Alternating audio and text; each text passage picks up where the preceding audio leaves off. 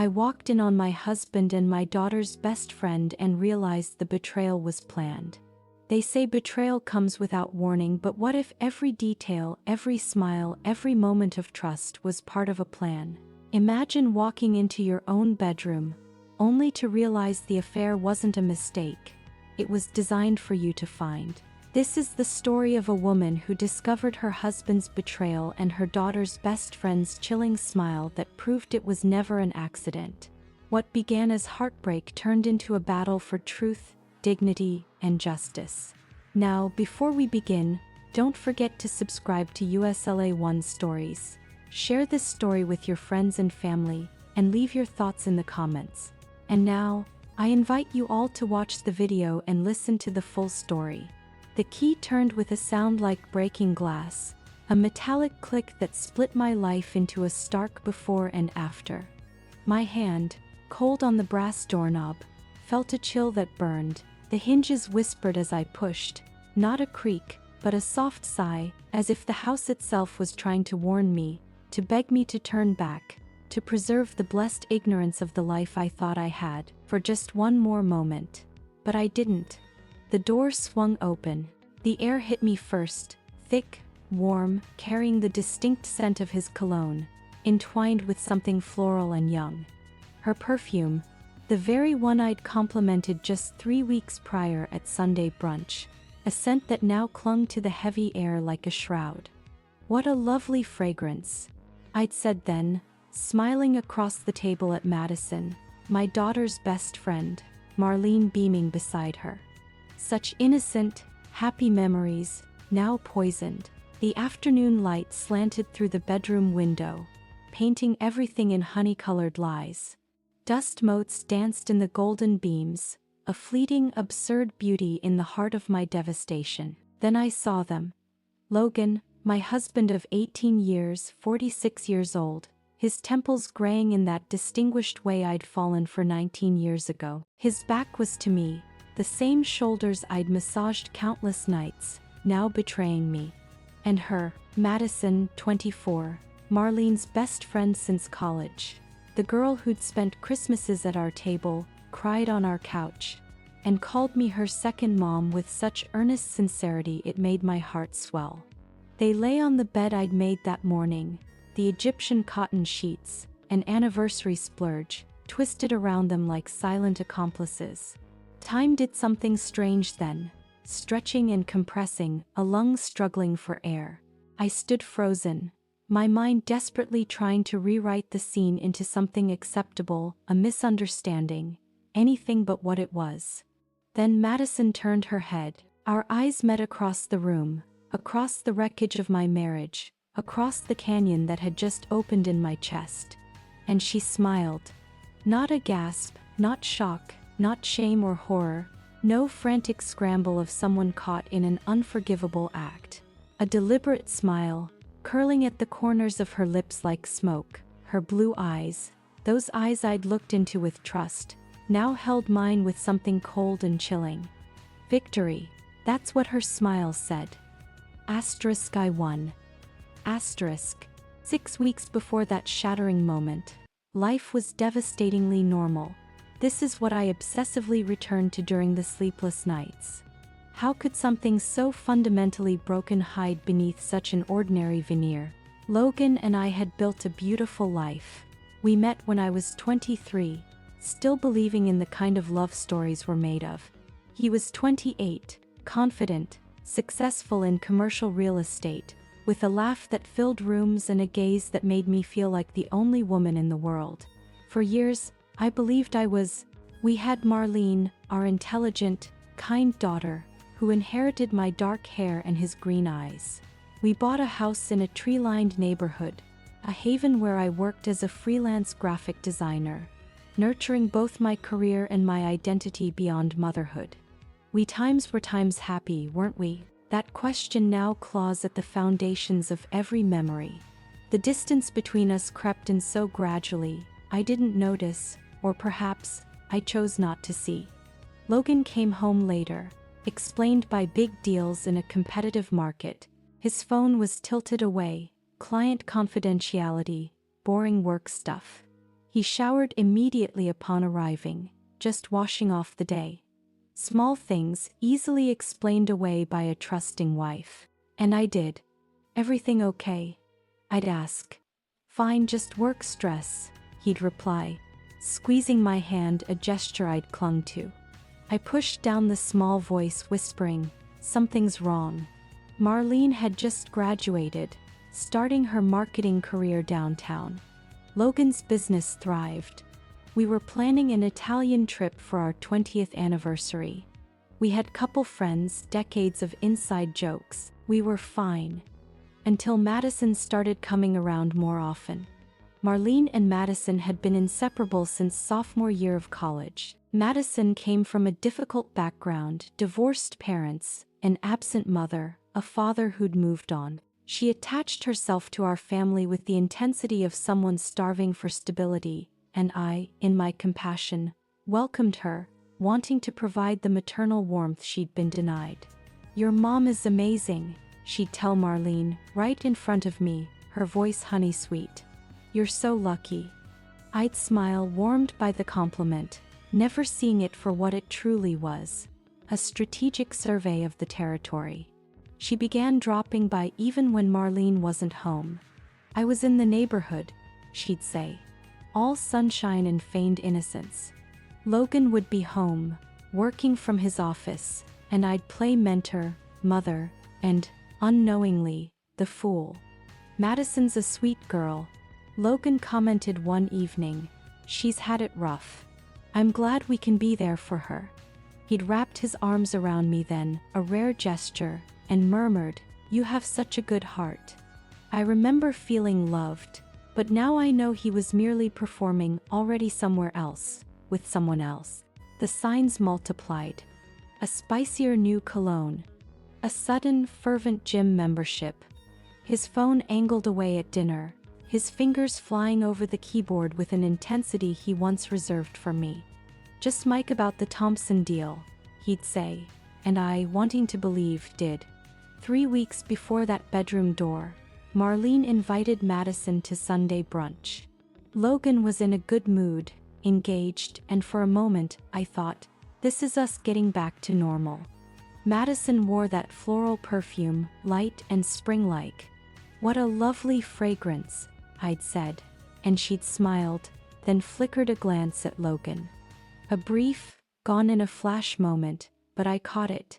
Even then, an alarm bell rang, but I dismissed it. Asterisk, she's young. He's a handsome older man, it's natural, it means nothing. Asterisk, a mantra I repeated, hoping it would become true. 2 weeks before the door, Logan came home with lilies, my favorite. "Just because," he'd said, and we made love that night. I fell asleep in his arms, feeling secure, thinking we'd turned a corner. I didn't know lilies were also funeral flowers. I didn't know I was sleeping next to a stranger. A week before, his phone lay face up on the counter. A lock screen notification, "Can't wait for tomorrow." Same time. No name. My hand hovered. Every instinct screamed, asterisk look asterisk. But looking would mean distrust, would mean admitting my husband was capable of. I walked away. "Who's texting about tomorrow?" I asked. "Mike, meeting an investor." I let it go. That night, he said he'd be home late for this investor meeting. "You're the best," he kissed my forehead. The day came, the day my life would forever be divided. I woke with a tension headache. Marlene called, canceling. Around 3 p.m., the headache worse, I decided to go home and rest. As I headed to the guest room, I heard a sound from our bedroom. A soft sound, easily ignored, but I didn't. My heart quickened. Another sound. Maybe Logan came home early? I walked to the door, put my hand on the knob. The key turned with that sound like breaking glass. They say time slows in trauma. I stood frozen, while my world crumbled in hyperdetail. Logan turned, his face morphing through fear, guilt, and then, most disturbingly, calculation. "Claire," his voice a lie. Madison, however, didn't move. She merely turned her head and smiled. That smile, it clarified everything. Every unspoken question, every suppressed instinct, every doubt explained away, every small betrayal leading to this moment. She knew I'd come home. She'd planned this. This wasn't an accident, it was a performance, and I was the intended audience. A sound escaped my throat, not a scream, but a quiet, broken sound, like drowning. I stepped back. "Claire, wait." Logan scrambled, reaching for clothes, for excuses. I closed the door, shaking. Footsteps, frantic movement, his panicked voice, hers calm. I walked downstairs, each step heavy. This was my house, my sanctuary for 18 years. He'd brought her here, into our bed. I filled a glass of water, my hands shaking so badly it spilled. The kitchen looked criminally normal. Logan appeared, disheveled, his face a stranger's. "Claire, please, let me explain." "Explain what?" I asked, my voice flat. "I'm so sorry." Madison came down, composed, hair slightly messed, perfectly calm. "Claire, I think I should go." "You think?" My voice was sharper than I intended. She dropped her eyes, then looked up, not with shame, but something harder. "I'm sorry you had to find out this way." This way. Not sorry for the act, just for the discovery. As if there was a polite way to have your life torn apart. "Leave my house." She walked with measured steps, no scurrying shame. At the threshold, she paused. "Marlene doesn't need to know," she said quietly. "We can keep this between us." It sounded genuine, yet it was strategic, a chess move disguised as compassion. "How kind of you," I said, a bitter edge to my words. She flinched. Finally, a crack. Then she was gone. Logan and I stood in the kitchen. "How long has this been going on, Logan?" I asked. He closed his eyes. 3 months. 3 months. 90 days of lies. Of him kissing me, eating dinner with me, touching me while thinking of her. Besides here, where else? My voice was mechanical, collecting data. Hotels, her apartment, the office a few times. The office, where I'd brought him lunch. "Did you laugh at me? Did you think I was stupid?" "No, God, no, Claire, I never." He moved toward me. "Don't touch me." He froze, tears in his eyes. Crying for what? His mistake? His guilt? Or just because he was caught? "I love you." This thing with Madison, it was a mistake. A mistake. Forgetting milk is a mistake. This was a choice, 1,000 small decisions adding up to betrayal. "Why her?" I cracked. "I don't know. She was young, she paid attention to me, I was flattered and stupid." "Did you use protection?" The question was clinical. He nodded. "Yes, always." "How considerate." A laugh escaped, unhinged. "You put my health at risk, but at least you used protection." "What a gentleman." "Did you love her?" I needed to know if I'd lost him to something real. "No." He met my eyes. "I didn't love her. It was physical, exciting, all the terrible cliches. But I didn't love her. I love you." Past and present tense, tangled, meaningless. "Just leave," I said. "Get out of my house." "This is my house too." "Then I'll leave. And you can stay here, in our bed, where you brought her. Please. Let's talk. There's nothing to figure out." My voice finally rose, all numbness cracking to reveal rage. "You brought my daughter's best friend into our bed. You lied to me and our daughter for 3 months.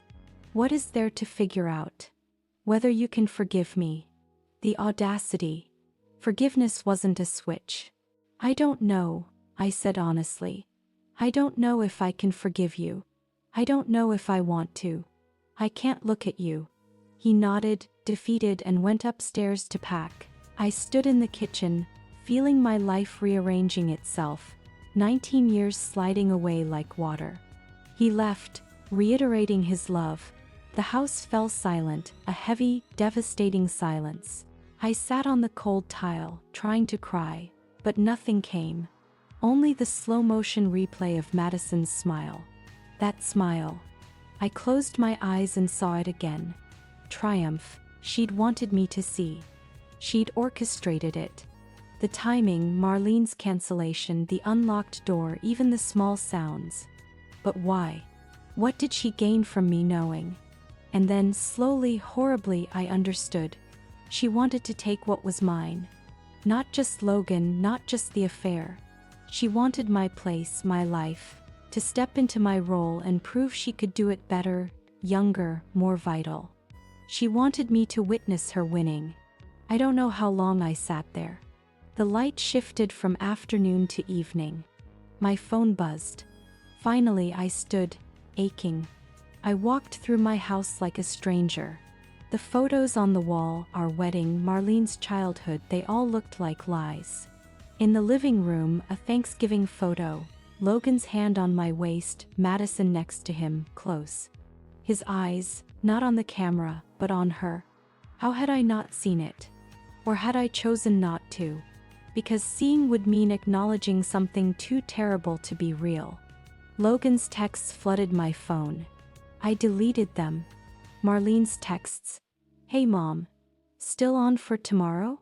My daughter, who loved Madison like a sister, who trusted them both. How could I tell her? How could I shatter her world? I couldn't, not yet. Yes, tomorrow works. Love you too, sweetheart. The lies were already starting, the performance of normalcy. Another text. Unknown number. Claire, it's Madison. I know you don't want to hear from me, but I'm truly sorry. Please don't tell Marlene. It would destroy her. The gall of it. She was worried about Marlene being destroyed. She times who'd spent 3 months sleeping with Marlene's father, who'd smiled at me like a victor. You meant to hurt me. That's why you made sure I walked in. I typed back. I know you must hate me, she replied. But Marlene doesn't deserve to lose both her best friend and her parents' marriage over this. As if those two things were equivalent. You should have thought of that before you slept with her father. I did, but it happened anyway. People make mistakes. That word again. Mistake. I threw my phone. It hit the wall, but didn't break. Of course, nothing was that simple. The next morning, I woke on the couch. For 3 seconds I didn't remember. Then it crashed back. I forced myself upstairs, past the bedroom I couldn't enter, into the guest bathroom. I showered, trying to scald away the violation. It didn't work. I looked in the mirror. A stranger looked back, pale, hollow, but still intact, still standing. Fake it until you make it. Marlene was coming at noon. 2 hours to transform back into a mother. I made coffee, the ritual comforting. My phone buzzed. I ignored it. Marlene arrived, radiant, innocent. Mom, you look tired. Just didn't sleep well. We sat, looking at furniture for her new apartment. She chattered excitedly. I smiled, nodded, and screamed internally. Your father is cheating on me with Madison. She wanted me to catch them. Everything you think is real is a lie. Where's Dad? Marlene asked. Working. Big project. Is everything okay with you guys? Too perceptive. Of course, honey, nothing to worry about. She studied me, then nodded. But you'd tell me if something was wrong, right? Of course I would. Another lie. She left, hugging me. Love you, Mom. You're the best. Love you too, sweetheart. I watched her drive away, then finally let myself cry. Violent sobs for the marriage, the shattered trust, Marlene's innocence, the version of myself who woke up yesterday still believing. I cried until I was empty. Then something shifted. Something cold and sharp. Clarity. Rage distilled. I'd spent enough time being devastated. Now, it was time to think. Madison had wanted me to see. It wasn't just an affair. It was about power, about taking what was mine, making sure I knew it. I pulled out my laptop, searched Madison's social media. Instagram, Facebook, LinkedIn. I'd liked her photos, commented supportive things, never times really times looked. Now, with new eyes. Her photos at our house. Dozens. Thanksgiving, 4th of July, Christmas. Always close to Logan. Photos from restaurants Logan said were business dinners. In the blurred background of a 4-month-old selfie, Logan's profile, his distinctive salt and pepper hair. 4 months ago, he'd said 3. Another lie, or he'd lost track. I scrolled back further, to when Marlene and Madison met. A college party photo. Madison gorgeous, laughing. Caption, sometimes you just need to find a better family. Comments, you deserve the best. Asterisk, a better family. Asterisk, she'd been looking, and she'd found ours. Or Logan. More photos, evidence of years of infiltration. I found her Facebook, older posts from college, harder, more rebellious, captions about trust issues and broken people. Then, 3 years ago, a shift, softer, more filtered, a conscious rebranding. Around when she met Marlene. I clicked on her friends list. Logan, they'd been Facebook friends for 2 years. He'd liked dozens of her photos, consistent attention. Had it started online? My phone rang. Logan. I declined. Again. A text. We need to talk about what happens next. Please, Claire. What happens next? As if there was a roadmap for this. I kept researching. LinkedIn. Madison's professional profile. Social media coordinator. Her connections. Logan's company. Not just Logan, his partners, associates. 6 months ago. A photo from a company charity event. Madison in the background talking to one of Logan's partners. Had Logan invited her? The pieces formed a picture I didn't want to see. This wasn't just an affair. This was calculated, methodical. She'd been working her way into his life, our life, for years. Her background, absent mother, remarried father. Marlene had everything Madison didn't. She didn't want to be times part-times of our family. She wanted to times be times me. The victorious smile made sense. She'd won. She'd seduced my husband, infiltrated my life, and made sure I knew it. My knowledge was part of her victory. She wanted me to see her winning, to witness my own replacement. Except she'd miscalculated one thing. I wasn't gone yet. I sat back, closed the laptop. My tears were dry. My hands were steady. Something crystalline and cold had formed in my chest. I couldn't tell Marlene yet. That would cause the chaos Madison wanted. If I was going to do this, I had to do it right. I had to let Madison think she'd won, let Logan think there was a chance at reconciliation. I had to keep playing my role while I figured out how to flip the script. I picked up my phone, called Logan. He answered immediately. Claire, thank God. We should talk, I said, my voice calm, measured. But not yet. I need some time to process. A few days. Of course. Whatever you need. Thank you for not promising anything, Logan. I just need to think. I understand. I'll give you space. But Claire, I meant what I said. I love you. I want to fix this. I know, I said, letting him hear what he wanted. We'll talk soon. I hung up. Next, something that made my skin crawl. I texted Madison. We should talk. Coffee tomorrow. Just us. Reply within seconds. Yes, of course. Thank you for being willing. What time? 10 a.m. The Greenhouse Cafe. She told me once it was her safe space. That's why I chose it. To meet her in her safe space and take it away. I was going to use their weapons against them. Deception, manipulation, calculated cruelty. If Madison wanted to play games, I'd show her what happens when you play against someone who has nothing left to lose. The greenhouse cafe buzzed with the usual morning chatter, a stark contrast to the quiet storm brewing within me. I arrived early, carefully choosing a table by the window, where the light would frame my face in a way that spoke of quiet resilience, not brokenness. My navy sweater and minimal makeup completed the illusion of a wounded woman trying to hold herself together. Every detail, now, was strategic.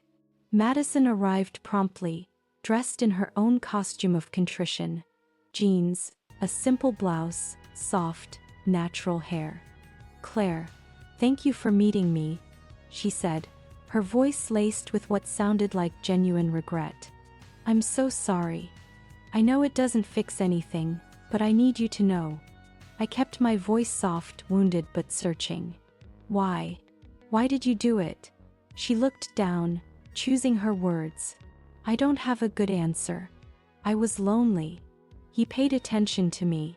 It started innocently, just conversations. By the time I realized what was happening, I was in too deep. A believable story, painting her as a victim of circumstance. "When did it start?" I pressed. "About 3 months ago. After the charity event for his company. The event where she'd been photographed in the background." "How did you end up at that event?" I asked, feigning casual curiosity. "Logan invited me. Said partners were bringing friends and family, and since Marlene couldn't make it, he thought it would be nice. Smooth, plausible." "That was kind of him," I said. Her hands were steady, no trembling guilt. Whatever she felt, it was locked down tight. "What happens now?" she asked, leaning forward, feigning concern. "With you and Logan. He wants to work on things. Do you? Do you think you can forgive him?" There was the real question, the one that mattered. If I forgave Logan, her victory was incomplete. If I left him, her path was clear. "I don't know," I said honestly. "Part of me wants to. But I don't know if I can ever trust him again." "Trust is everything," she whispered, subtly encouraging divorce. "Without that, what's the point?" "What about you?" I asked directly. "Do you have feelings for him?" "It's complicated," she began, then paused, deciding. "I care about him. But I know it can't go anywhere. He loves you.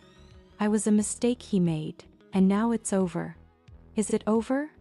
"Yes, completely. I ended it yesterday after you found out."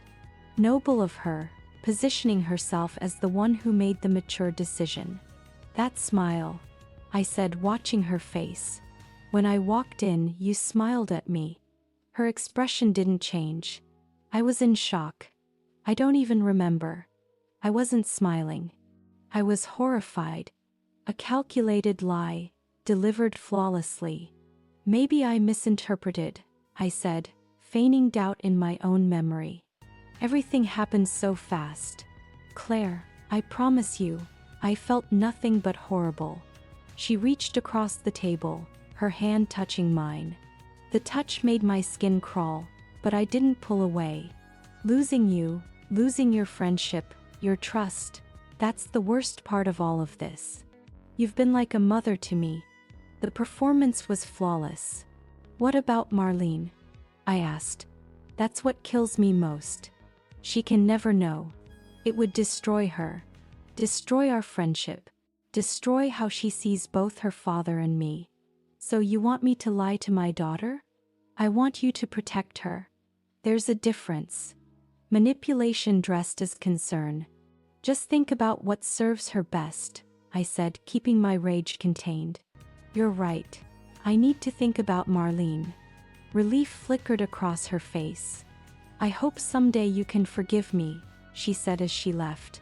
"Maybe someday," I replied. I watched her go, then sat there, sipping cold tea. She wasn't sorry. She was managing the situation, making sure I stayed quiet, making sure Marlene never found out. She expected me to leave Logan, and then, after a respectable waiting period, she'd step in. The concerned friend, the woman who understood him, who'd been there. She'd move into my house, sleep in my bed, host holidays at my table, become Marlene's stepmother. My life, perfectly transferred to her, that was the plan. And I was going to burn it to the ground. I picked up my phone and called Jenkins Private Investigations. I need to hire someone, I said, for surveillance and background research. My husband is having an affair. I need documentation, everything, and a deep background check on the other woman. We can do that, the voice replied. When would you like to start? Today. The investigator, Tara Bennett, was mid-40s, formerly NYPD, with sharp, direct eyes. She reviewed my initial forms. Your husband and your daughter's best friend. That's complicated. That's one word for it. I agreed. What are you hoping to get from this? All of the above. I just need to understand the full scope. She outlined her services: surveillance, digital footprint analysis, financial records. It's not cheap. I don't care. The number made my stomach drop, but I had my own money, my career, my independence. Now I was grateful for it. One more thing, I added. I need to know if there are others. Other women. If this is a pattern. Tara's expression softened. 3 months doesn't feel like a first affair. I'll look into it. If there are others, we'll find them.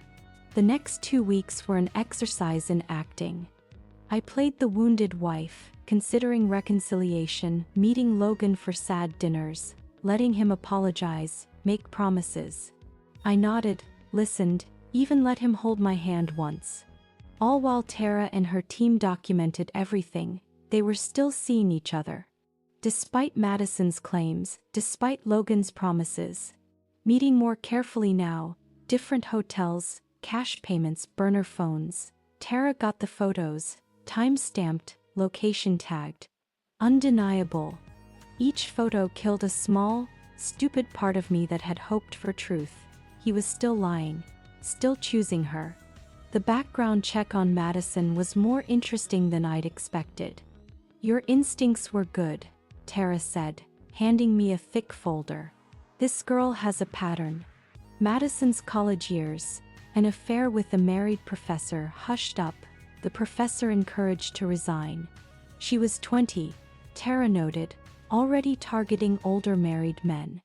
After college, she worked at a law firm, fired after 6 months for an affair with a married partner. She's done this before, I whispered, sickened. Multiple times. She targets stable, successful men in established relationships, works her way in through legitimate connections, then strikes. Why? I asked. Tara shrugged. She's attracted to what they represent. Stability, success, family she didn't have. She wants to take what these other women have. Asterisk, she wants to be me. Asterisk, and she's gotten better at it with practice. She thought about the holidays, the dinners, how I'd welcomed Madison into our home. Madison had been studying me, preparing to replace me. There's something else, Tara said, pulling out another document. Her social media activity. She's been scrubbing posts, systematically deleting anything that doesn't fit the image she's cultivating now. Party photos, provocative selfies, rebranding herself for about 3 years. Right around when she met your daughter. Premeditation, all of it. What about Logan? I asked. Has he done this before? Tara's expression was sympathetic. Not that I can find. She really is his first. I didn't know whether to feel relief or despair. However, Tara continued, I did find something interesting in his finances. Over the past 6 months, he's been moving money. Small amounts, transferred to a separate account. Your name isn't on it. My blood ran cold. How much? About $40,000 so far. It looks like he's preparing for something. Maybe planning to leave. Maybe setting up a nest egg for his new life with her. He was planning a future with her while telling me he wanted to fix things. The betrayal was so layered, so complete, I almost laughed. I want everything, I said. Every photo, every receipt, every record. A full dossier, court-ready. And proof of the financial transfers. You're filing? Tara asked. I'm going to do more than file. I spent the next week planning like a general orchestrating a military campaign. Logan thought I was still deciding, still softening. I maintained the illusion, meeting him for quiet dinners, letting him promise commitment and counseling. I'm trying, I'd say, I just need more time. He believed he was winning me back. Madison thought I was protecting Marlene, keeping the affair secret. She texted with concerned messages. How are you holding up? I responded coolly, maintaining just enough contact to keep her thinking she was safe. Marlene still knew nothing. That was the hardest part, seeing my daughter, pretending. But I needed her ignorant just a little longer. What I was planning required surprise. I met with Catherine Morrison, the best divorce attorney in the city. I want what's fair, and I want it documented that the marriage ended due to his infidelity. Catherine reviewed Tara's evidence. Airtight. Multiple instances of adultery, ongoing deception, financial irregularities. You'll get a fair settlement, possibly more. What about the money he moved? We'll argue he was hiding assets. The court doesn't look kindly on that. We can likely get it returned plus compensation. Good. That felt like justice. But the divorce was just the legal framework. The real plan was about exposure, about truth, about making sure everyone knew exactly who Madison was. Not out of cruelty but protection. As long as Madison's pattern remained hidden, she'd keep doing this. Someone had to stop her. I collected everything. Tara's investigation, the background check, the timeline of previous affairs, the recovered, deleted social media posts, screenshots of messages between Madison and Logan. The messages were damning, explicit and calculating. Asterisk, she suspects nothing. This is easier than I thought. Once the divorce is final, we can be together openly. Asterisk, they'd been planning my exit. I compiled it all into a clear, chronological, undeniable document. Then, I planned the reveal. Marlene's birthday was in 3 weeks. She'd planned an intimate dinner party. Madison was invited. Logan was planning to come. Marlene had asked me to be civil. Honey, I called Marlene, why don't we do your birthday here instead? More space, and I can help you cook. Make it really special. She hesitated but agreed. Marlene had always loved parties at our house.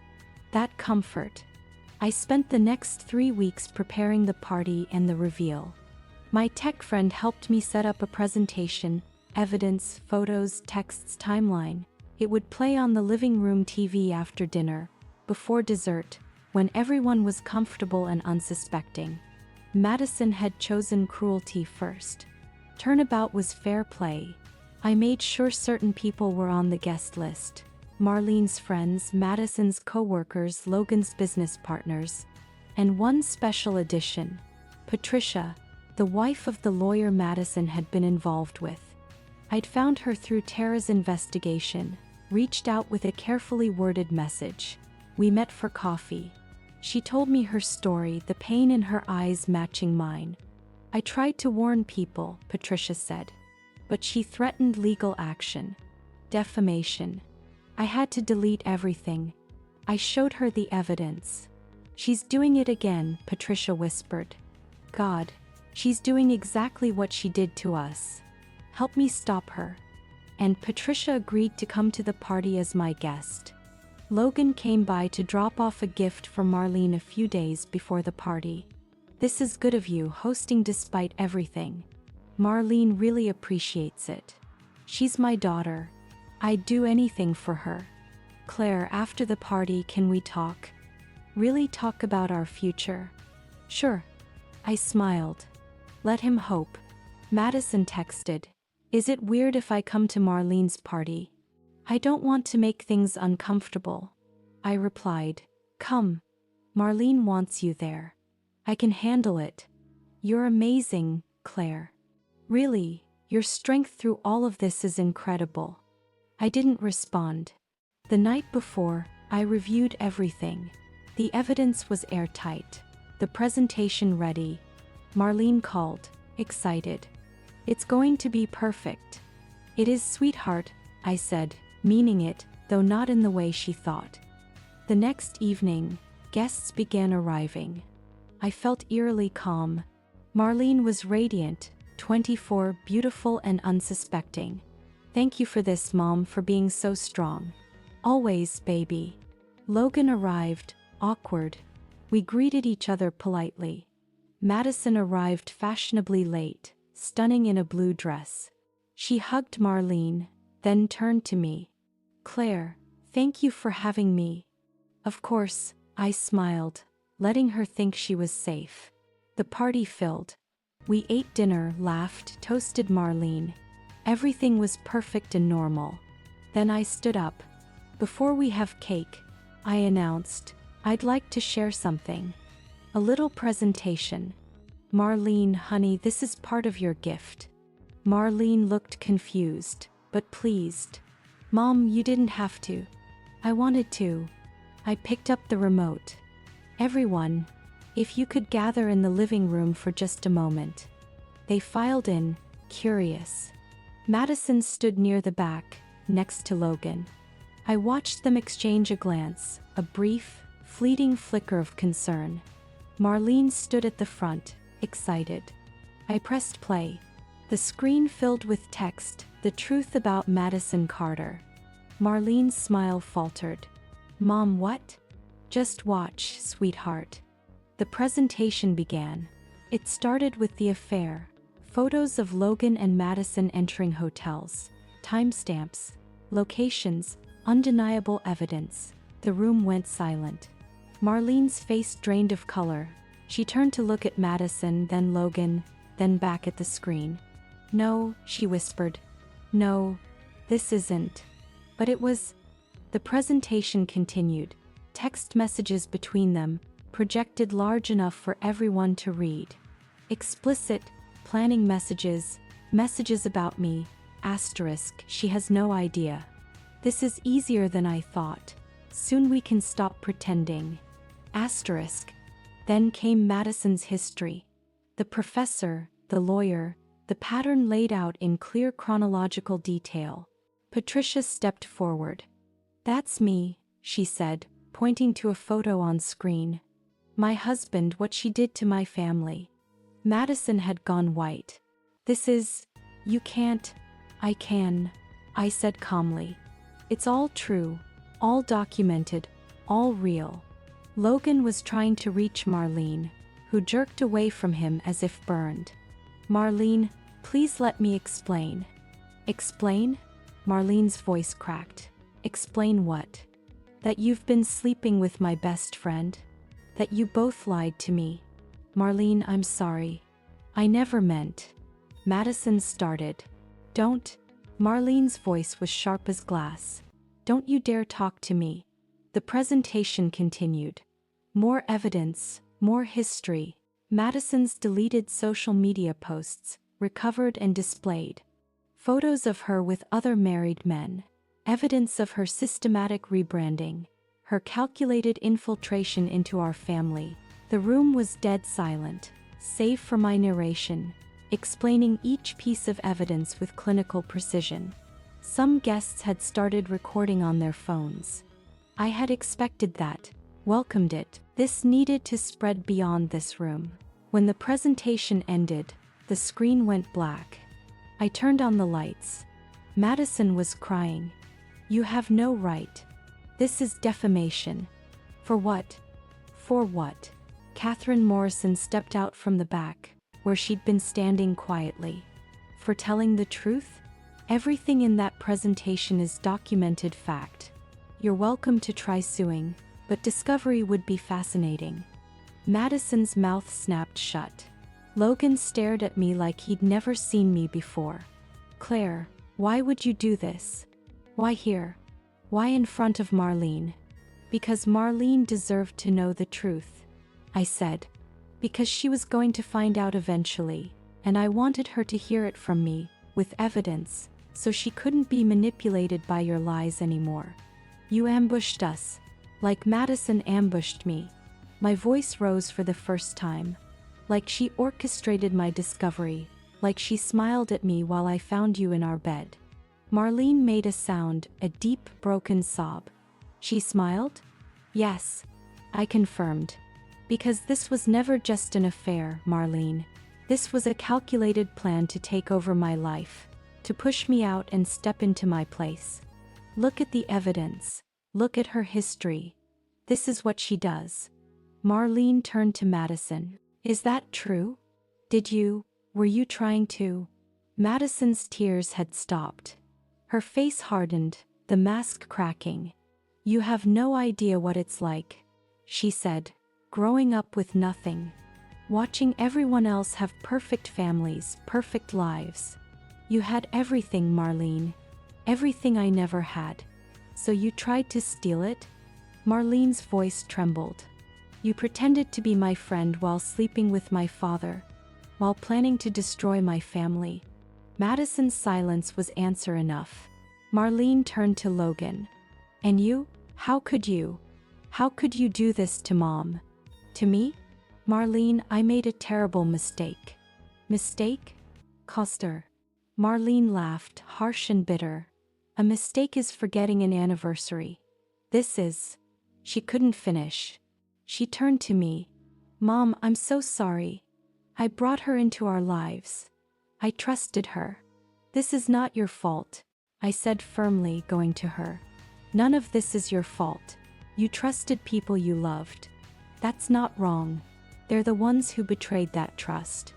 I held my daughter while she cried. Over her shoulder, I watched Logan's business partners looking at him with expressions that said his professional reputation had just taken a hit. Madison's coworkers whispered, phones out, already texting. The exposure was complete. Patricia approached Madison. I told you someone would stop you eventually. I told you this would catch up with you. Madison looked at her with pure hatred. You bitter old. Careful, Catherine interrupted. There are witnesses, and unlike what's on that screen, actual defamation has consequences. Madison grabbed her purse. I'm leaving. Good idea, I said. And Madison, if you contact my daughter, my husband, or me ever again, I'll get a restraining order. And I'll make sure every employer in this city knows exactly what you do to families. You can't do that. That's call a two-note. I can. And I will. You've built your life on hiding your pattern. I'm going to make sure it follows you everywhere. She left, the door slamming. Several guests left, but some stayed. Marlene's real friends, people who cared. Logan stood alone. Claire, he said. Can we talk privately? No. Anything you need to say can be said in front of our daughter. He looked at Marlene. I love you. I know I've hurt you terribly, but you're my daughter, and I love you more than anything. Just not more than you wanted, Madison. Marlene said quietly. That's not. It wasn't like that. Then what was it like, Dad? Help me understand how you could do this. He had no answer. Catherine, I said, can you give Logan the papers? Catherine handed him an envelope. You've been served. Divorce proceedings begin Monday. His hands shook. Claire, please don't do this. We can work through this. Counseling, time, whatever you need. What I need is a divorce. What I need is to never see you again outside of legal proceedings. What I need is for you to leave my house. This is my house. Too. Not for long. Catherine has filed for an emergency order. Given the evidence, I'm confident the judge will grant me temporary sole occupancy. You have 24 hours to collect your essential belongings. His face crumpled. You're really doing this. You did this, I said. When you made the choice to betray me every day for 6 months. You made the choice. This is just the consequence. He looked around the room. then at Marlene, who wouldn't meet his eyes, then at me, standing tall and unmoved. "I'll go," he said finally. "But Marlene, please call me when you're ready. Please." Marlene said nothing. He left, shoulders slumped, looking 20 years older. The remaining guests departed. Finally, it was just Marlene and me. "I'm sorry," I said. "I'm so sorry I did it this way, but I needed you to see the truth. I needed you to have evidence so they couldn't twist it, couldn't make you doubt." "Mom." She took my hands, her face tear-streaked and devastated, but her eyes were clear. "You protected me. You could have told me weeks ago. Made it my burden to carry, but you carried it alone until you had all the facts. Until you could show me the truth in a way I couldn't deny. I never wanted to hurt you. I know, but Dad and Madison did. They hurt both of us." She pulled me into a hug. "I love you, Mom. And I'm so proud of you for being strong enough to do this." We stood there, holding each other, my heart breaking and mending simultaneously.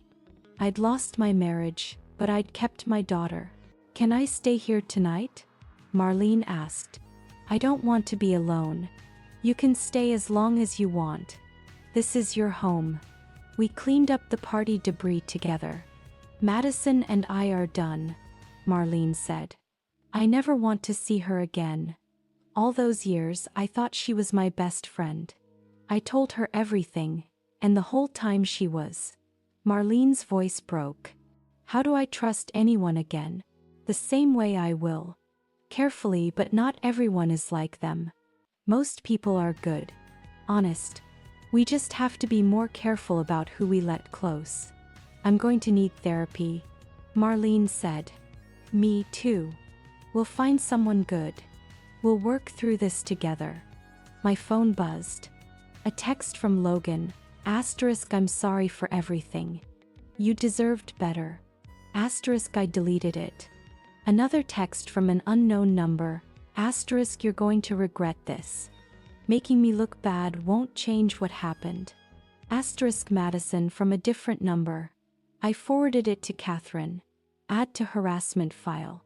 Then blocked the number. Marlene and I stayed up late, talking, crying, eating ice cream. Slowly, the healing began. Around 2 a.m., Marlene fell asleep on the couch. I covered her, then went upstairs to the bedroom. I'd avoided it, sleeping in the guest room, but it was time. I opened the door. The room looked normal. I stripped the bed, every sheet, every pillowcase, shoved them in the trash. Some things couldn't be cleaned. Then I opened Logan's closet, pulling out his clothes. In the back, I found a small velvet box. A ring box. My heart seized.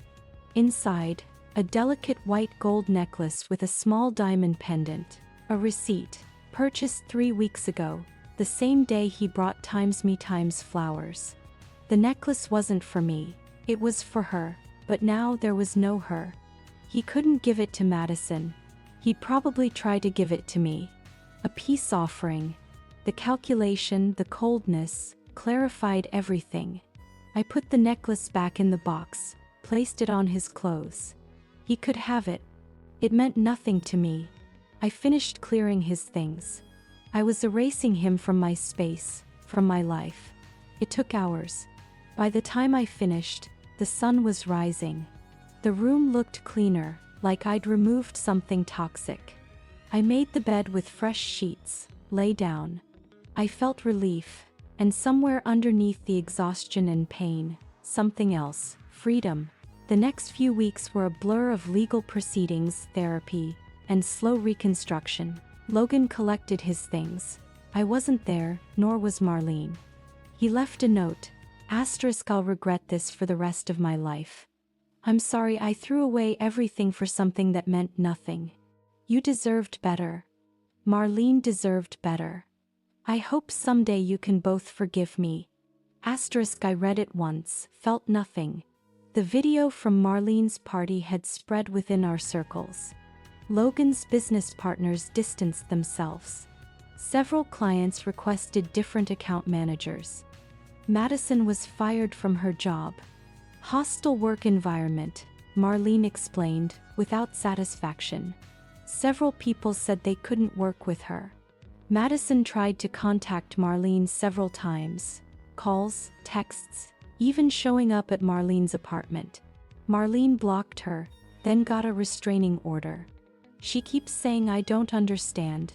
Marlene told me that she was just trying to have a family, that she loved me like a sister and dad, like she's rewriting history, I said. Don't let her. The divorce proceeded. Logan contested the settlement, arguing for an equal split of assets. Catherine destroyed that argument with the financial records, the hidden money, the gifts he'd bought Madison on joint credit cards, the hotel rooms. The judge was not sympathetic. I got the house, the majority of our savings, and fair spousal support. Logan got what was left of his reputation and a rented apartment. He asked for a meeting for closure.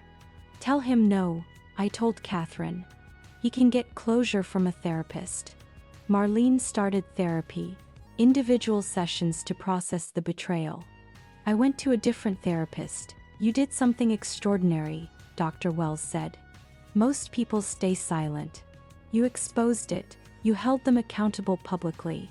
Sometimes, I wonder if I went too far. Would private have protected future victims from Madison's pattern?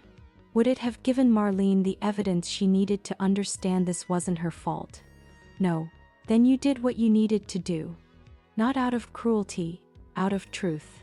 I wanted to believe that. Most days I did. Other days I'd remember Madison's smile, and I'd know I'd done the right thing. 3 months post-exposure, Patricia called. 2 other women contacted me. They saw the video. They'd been involved with Madison too. Same pattern. They want to know if we're building a case. A case for what? Maybe a civil suit. Maybe just a public warning, but they want to help document her history. Make sure it's out there for anyone who Googles her name. Let me think about it, I said.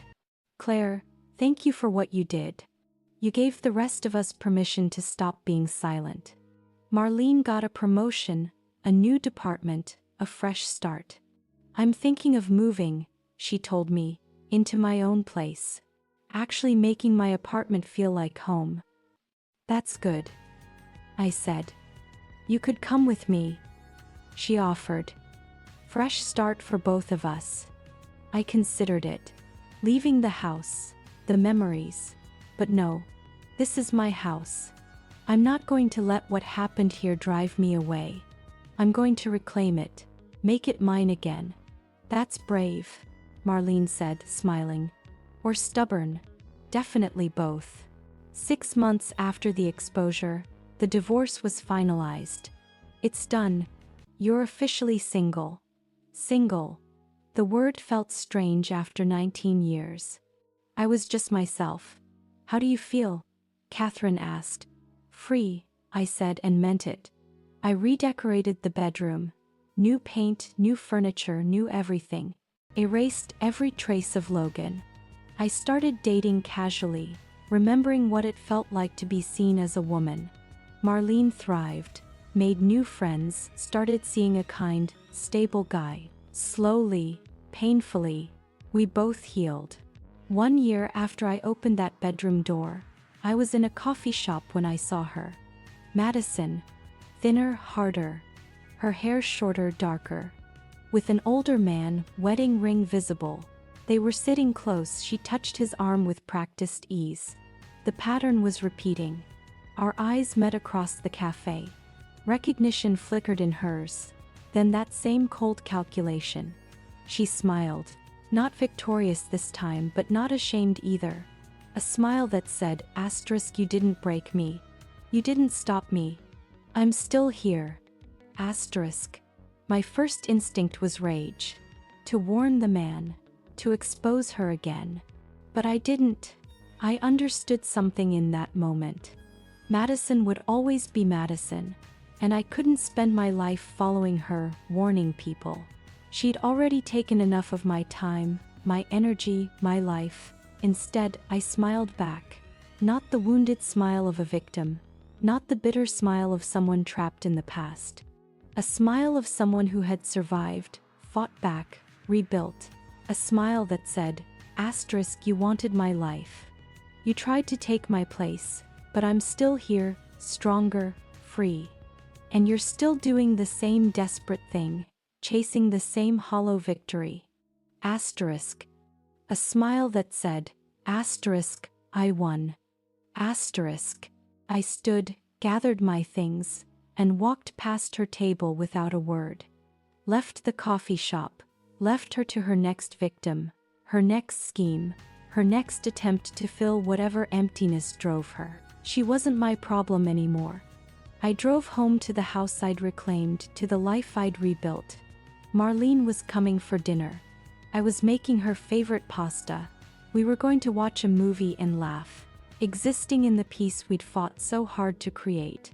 In the driveway, I sat for a moment, looking at my house, my home, the place where everything had fallen apart and where I'd slowly put the pieces back together. It wasn't the same. I wasn't the same. The cracks were still visible if you knew where to look. But cracks let the light in. And I was full of light now. Hard-won, battle-tested light. I'd walked in on my husband and my daughter's best friend. I'd seen Madison's smile, that cruel, victorious smile, and it had nearly destroyed me. But only nearly, because I'd chosen to fight back, to expose the truth, to refuse to be erased. I'd lost a marriage, but I'd kept my dignity, my daughter, and most importantly, myself. And in the end, that was everything.